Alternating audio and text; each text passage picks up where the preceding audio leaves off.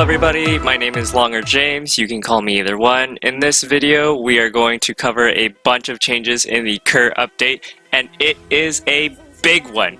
Firstly, I'd like to just apologize for my previous two videos being somewhat off on the predictions for this update. The new boss does not drop the key for the future dungeon, the Dungeon of the Torturers, at least not yet. And the new unique mace is in fact a two-handed slow attacking mace that does damage to yourself. With that being said, let's get into the update.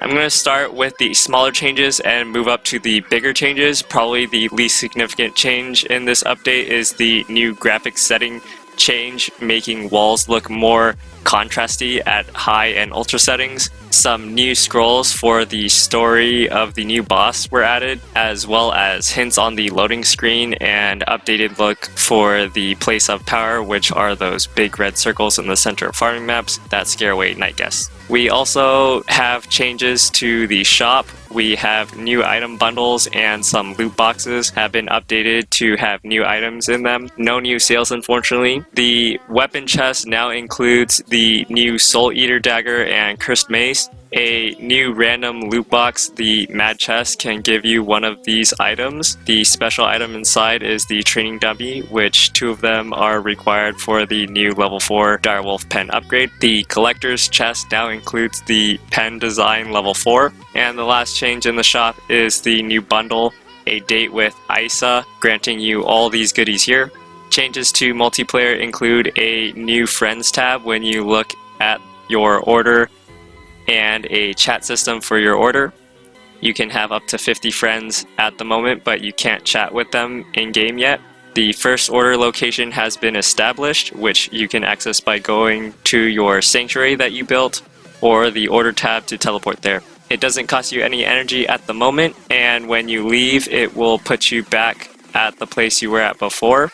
While you are there, you don't have any of your items available for use, and you get some monk-looking order robes for clothes. Next big update will contain the first order buildings, so look forward to that. There's a new item called High Quality Weapon Oil, which will have a higher chance of successfully upgrading your weapons and a lower chance of destroying your weapon when using the grindstones, so stock up on those for upgrading your best weapons that have already been upgraded a few times. There are 3 new designs, the Buckler, Direwolf Pen level 4, and Armor Stand, which you can get those from AISSA. I was pretty surprised because the Armor Stand is a craftable and will be available to everyone as opposed to a cash up item like in Last Day on Earth. Kudos to the Grimsoul team for being more free to play friendly. The Armor Stand, besides being a cool dummy to throw your collectible armor onto, has the functional benefit of increasing your castle points. Now we get into the part that was teased in my last 2 videos.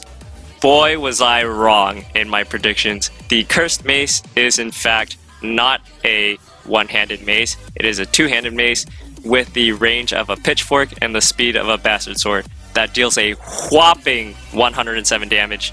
And the special effect is that it deals some portion of the damage to you, so use caution when using this weapon. I'll make another video on that when I actually get the weapon and I can show you guys just how much damage it does to you. The other new weapon is a legendary weapon, the Soul Eater Dagger. It starts out as a weak 10 damage weapon with the range of a regular dagger and the attack speed of a one-handed sword, but as you kill enemies, depending on the strength of the enemy, it will grow proportionately. Since deer and horses don't have an attack stat, they won't buff the dagger, and unfortunately killing an exile won't increase the damage either.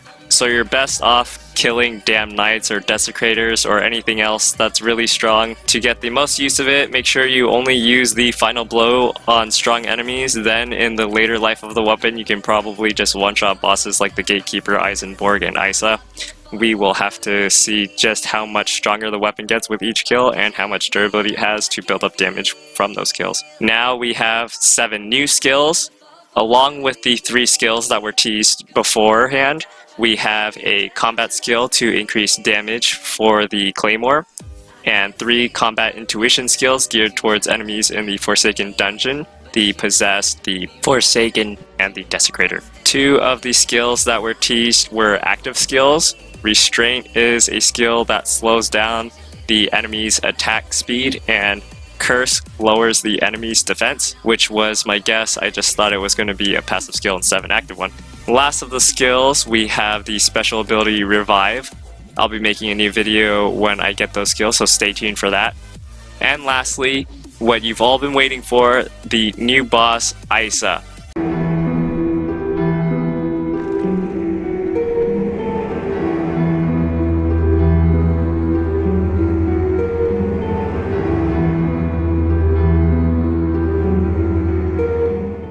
You can encounter her by getting a wooden horse after defeating Eisenborg and burning it. You will have 10 hours to fight AISSA in that location. After the first time, the boss location will pop up periodically around the Plague Lands, so you won't need to get another wooden horse. The area that you fight the boss is cursed and will deal 5 true damage per second to you, and a decay effect will make your armor and weapons lose 3 times durability. The curse damage does not break your armor though, so don't worry about that.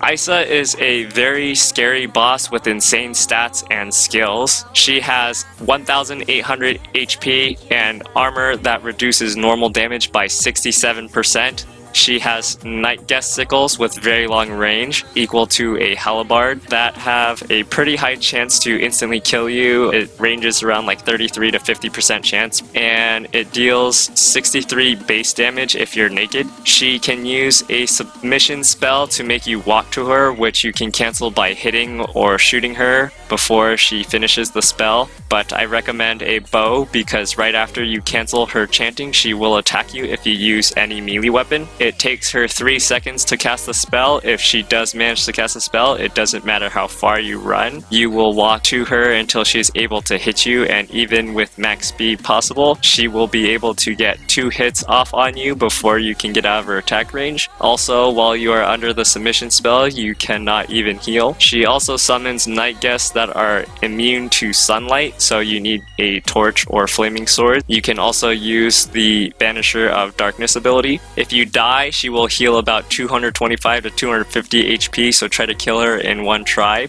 If you die, you can still come back and get your things. Also, there will be some skeletons that have 80 health that get spawned in pairs as time goes by, whether you're attacking AISSA or not, so make sure you have weapons to properly deal with them. Top tier boots and running speed skill are recommended to give yourself distance to place traps to stop her from moving, as when she moves, she leaves a strong curse trail that deals 30 true damage per second when you stand in it. If the trail overlaps with itself, you can get hit with 60 true damage per second. Her curse trail lasts long enough that it can overlap quite a bit, so try to make her run on the outer edges of the map.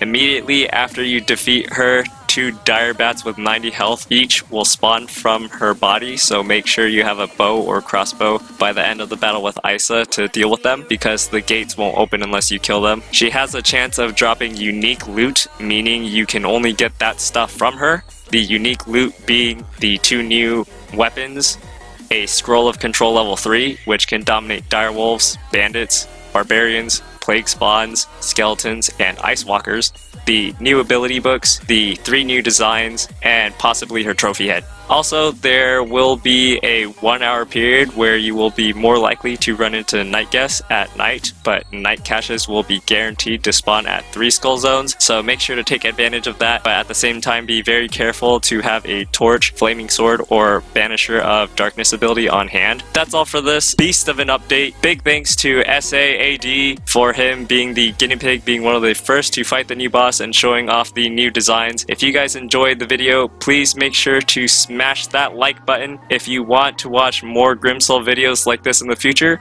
make sure to subscribe and hit the bell for notifications. If you guys could also share this video to your friends who play, they will probably appreciate it, and I most definitely will. Thank you all for watching. I'll see you in the next video. Bye bye!